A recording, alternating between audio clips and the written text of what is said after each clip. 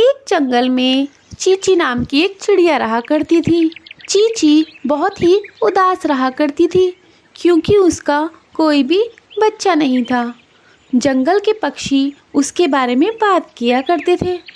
अरे देखो, इसकी शादी को कितने साल हो गए, इसके तो अभी तक कोई बच्चा ही नहीं है। अरे तुम उसके बारे में ऐसे मत कहो, मैंने सुना है कि वो बांझ है, उसके कभी बच्चा नहीं होगा। चींची चिड़िया के बारे में जंगल के सभी पक्षी उल्टी सीधी बातें किया करते थे। उससे बेचारी चींची चिड़िया बहुत ज़्यादा परेशान रहती थी। एक दिन वह अपने पति से कहती है, सुनो जी, जंगल के सभी पक्षी मेरे बारे में उल्टी सीधी बातें करते हैं, बोलते हैं कि मैं बांझ हूँ, मेरे कभी बच्चा नहीं होगा। मुझे बहुत अफसोस और दुख होता है ये सब सुनकर। अरे चीची, तुम इस बारे में इतना क्यों सोचती हो? बोलने दो, वो लोग जो बोलते हैं बोल बाल के चुप हो जाएंगे। नहीं जी, मैं भी चाहती हूँ कि मेरे एक प्यारा सा बच्चा हो जो मुझे मामा कहे। मेरी भी ममता है, मैं भी अपना बच्चा चाहती हूँ। चीची, जब भगवान की इच्छा होगी तो हमें बच्चा मिल जाएगा, तुम इतना क्यों परेशान होती हो? मैं सोच रही थी कि हमारे कोई बच्चा तो नहीं हो रहा है, क्यों ना हम किसी का बच्चा ले लें। क्या तुम कहना क्या चाहती हो? मैं कहना चाहती हूँ कि क्यों ना हम किसी का बच्चा गोद ले लें। तुम्हारा दिमाग खराब हो गया है? मैं किसी और के बच्चे को अपना नाम क्यों दूंगा? मैं किसी और के बच्चे को नहीं अपनाऊंगा, मुझे मेरा ही खून चाहिए। मैं क्यों किसी और के खून को पालूंगा? ये आप कैसी बात कर रहे हैं? अगर भगवान हमें बच्चा नहीं दे रहा है तो हम गोद भी तो ले सकते हैं ना। जब भगवान की इच्छा होगी वो हमें बच्चा दे देगा, हमें कोई जल्दी नहीं है, लेकिन मैं किसी और के खून को नहीं पालूंगा। हम कब तक इंतज़ार करेंगे? कितना समय हो चुका है। हाँ, तो नहीं होता बच्चा तो मत होने दो, लेकिन मैं किसी और के खून को नहीं पालूंगा, ये बात तुम अच्छे से समझ लो। आपका तो सही है ना, आप तो सुबह को जाती हैं और शाम को आते हैं, पूरा दिन तो घर पर मैं अकेली रहती हूँ। मैं जंगल के पक्षियों की बातें सुनती हूँ। आपका दिल लगाने के लिए तो आपके दोस्त काफ़ी हैं। पूरा दिन आप मटर गश्ती करते रहते हैं। मेरे बारे में सोचो, मैं घर में अकेली पड़ी रहती हूँ, मैं क्या करूँगी? देखो चीची, बहस करने की कोई ज़रूरत नहीं है। मैं किसी और के बच्चे को ना पालूंगा और ना ही अपना नाम दूंगा। और सुनो, मैं कुछ दिनों के लिए बाहर जा रहा हूँ। ये कहकर चींची का पति वहाँ से चला जाता है। बेचारी चींची उदास हो जाती है। एक दिन वह दाना लेने के लिए जंगल में जाती है। उड़ते उड़ते उसकी नज़र एक घोंसले पर पड़ती है। उस घोंसले में एक अंडा रखा होता है। चींची उस घोंसले के पास आती है। अरे ये अंडा किसका है? यहाँ पर तो कोई पक्षी नहीं दिखाई दे रहा। मैं इस अंडे को छोड़कर नहीं जाऊंगी। अगर मैं इस अंडे को छोड़कर चली गई तो चील इस अंडे को उड़ाकर ले जाएगा और इसे खा लेगा। जब तक इस अंडे में से बच्चा नहीं निकलता मैं इसके पास ही बैठ जाती हूँ और इसकी माँ का इंतज़ार करती हूँ। चींची वहाँ पर बैठकर उसकी रखवाली करती है और उसकी माँ का इंतज़ार करती है। ऐसे ही शाम हो जाती है, परंतु वहाँ पर कोई भी पक्षी नहीं आता है। शाम हो गई है और इसकी माँ तो आई ही नहीं है और ये अंडा भी अभी तक नहीं फूटा है। मैं एक काम करती हूँ, इस अंडे को उठाकर अपने घोंसले में ले जाती हूँ।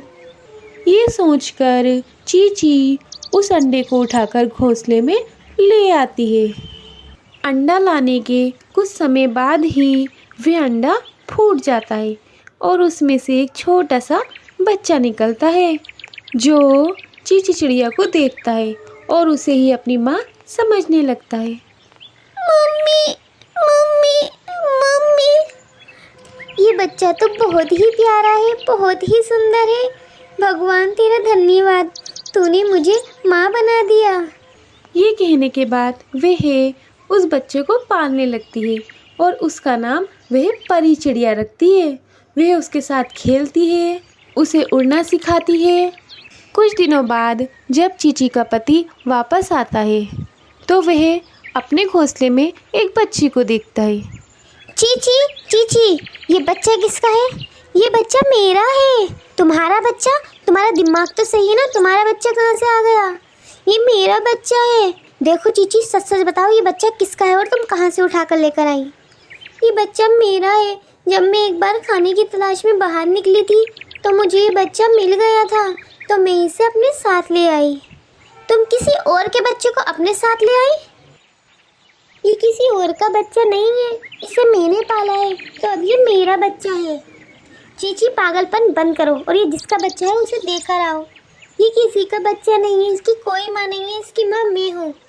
मैं इस बच्चे को अभी अपने घोंसले से बाहर निकालता हूँ। ये कहकर जैसे ही चीची का पति आगे बढ़ता है, चीची उन दोनों के बीच में आ जाती है और कहती है, देखिए, आपको मुझसे जो भी कहना है आप कह सकते हैं, लेकिन आप मेरे बच्चे को हाथ नहीं लगाएंगे। आप तो चले गए थे ना मुझे अकेला छोड़कर अपने दोस्तों के साथ घूमने। मेरा दिल तो मेरे बच्चे ने लगाया ना। मैं अपने बच्चे को लेकर यहाँ से जा रही हूँ। हम दोनों अलग घोंसला बनाकर रहेंगे। आप यहाँ पर अकेले रहिए, लेकिन मैं अपने बच्चे को नहीं छोड़ूंगी। चीची, तुम्हें हो क्या गया है?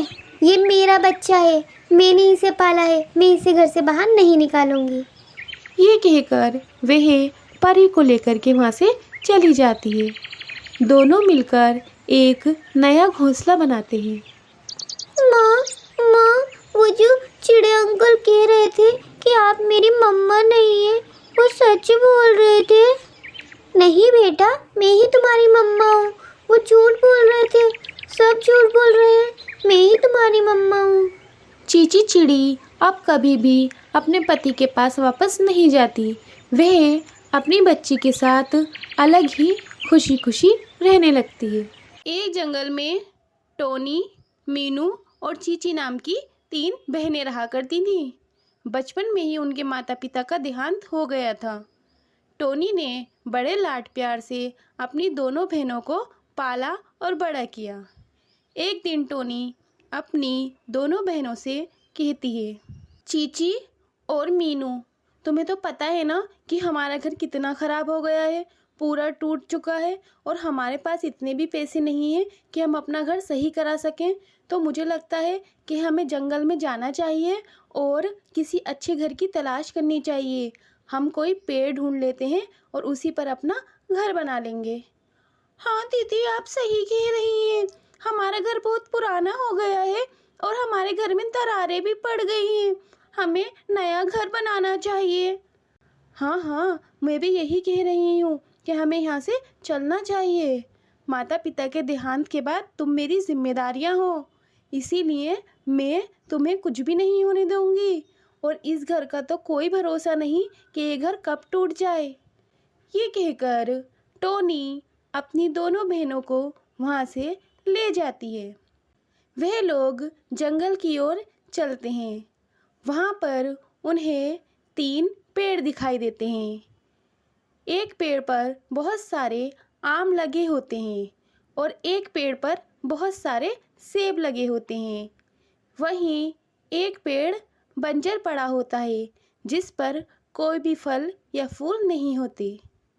चीची जल्दी से जाकर आम का पेड़ ले लेती है और मीनू जल्दी से जाकर सेब का पेड़ ले लेती है। अब टोनी के पास सिर्फ एक ही पेड़ बचता है, वह बंजर पेड़। दीदी, मुझे तो ये आम का पेड़ पसंद है, मैं तो ये आम का पेड़ लूँगी। और दीदी, मुझे ये सेब का पेड़ पसंद है, मैं तो सेब का पेड़ लूँगी। ठीक है, और हम लोग अपना अपना घोंसला बना लेंगे। अपना अपना घोंसला? पर हम तीनों तो बहनें हैं ना, हम एक ही घोंसला बनाएंगे, एक ही घर बनाएंगे और तीनों उसी में साथ साथ रहेंगे।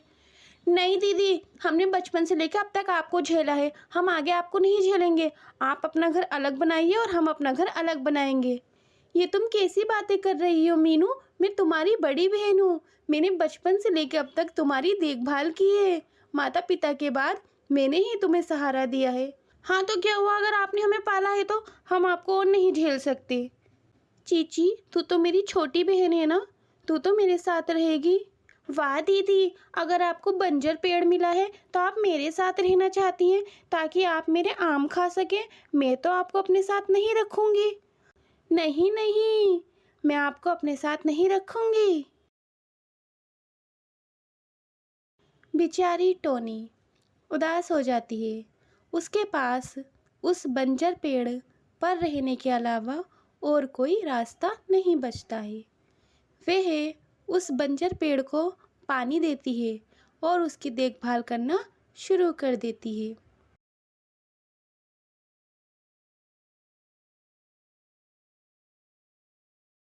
अरे दीदी, आप इस बंजर पेड़ को क्यों पानी दे रही हैं? इसमें से कोई फल फूल नहीं आने वाले हैं। आप इस जंगल से चले जाइए और कहीं और जाकर अपना बसेरा ढूंढ लीजिए। नहीं मीनू, मैं कहीं नहीं जाऊंगी। मैंने माता पिता से प्रॉमिस किया था कि मैं तुम दोनों का ध्यान रखूंगी। तुम दोनों को छोड़कर मैं कहीं नहीं जाऊंगी। अगर मुझे इस बंजर पेड़ पर रहना पड़ा तो मैं वह भी रहूंगी, लेकिन मैं तुम दोनों को छोड़कर नहीं जाऊंगी। चीची टोकरी में आम लेकर के मीनू के पास जा रही होती है। चीची, मैं भी तो तेरी बहन हूँ ना, मुझे भी तो भूख लगी है और मेरे पेड़ पर तो आम भी नहीं आते या सेब भी नहीं आते हैं, तो मुझे थोड़े से आम दे दे।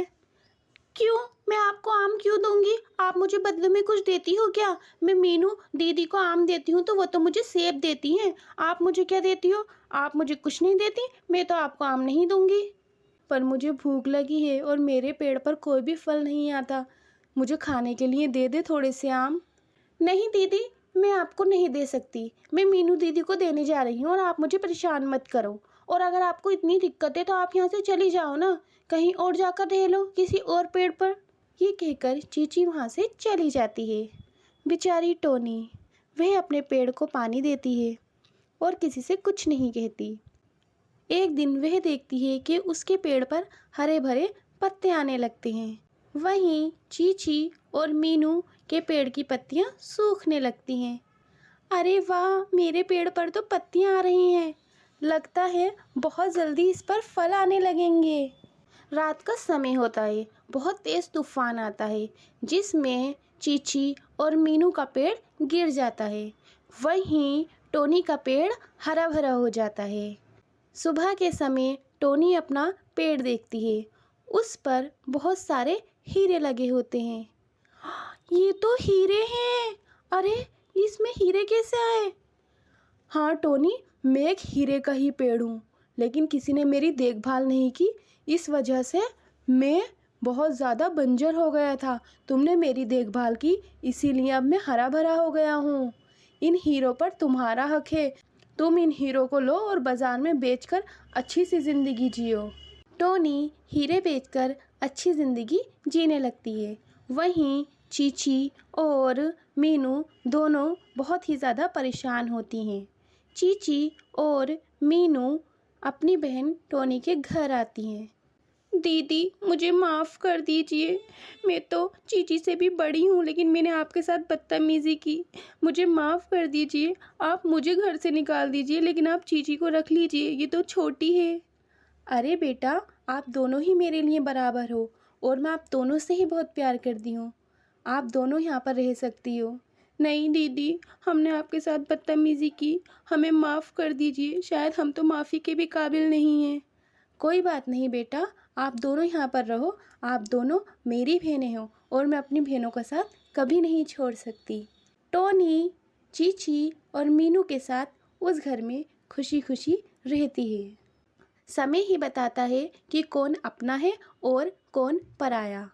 हमें कभी भी किसी के साथ दुर्व्यवहार नहीं करना चाहिए।